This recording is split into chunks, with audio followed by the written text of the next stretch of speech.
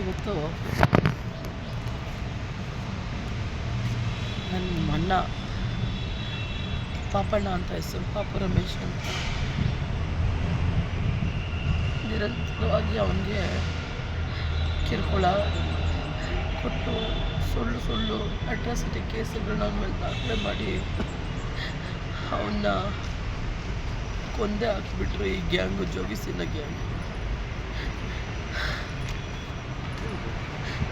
ಎಷ್ಟು ನ್ಯಾಯ ನೀತಿ ಅಂತ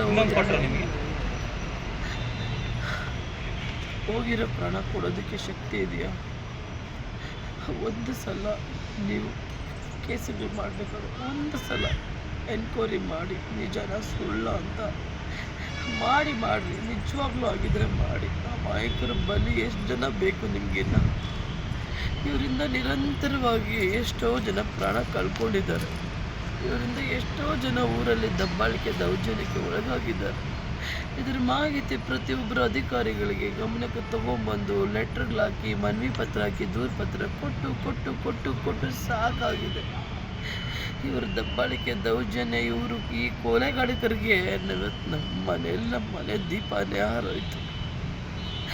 ಅವ್ರು ನಂಬ್ಕೊಂಬಂದಂಥ ಕುಟುಂಬ ರಸ್ತೆ ಪಾಲಾಯ್ತು. ಇವತ್ತು ಅವ್ರ ಮಕ್ಕಳು ಚಿಕ್ಕ ಮಕ್ಕಳು, ಅವ್ರಿಗೆ ನಮ್ಮತ್ತಿಗೆ ಎಲ್ಲ ಏನಾಗಬೇಕು ಜೀವನ?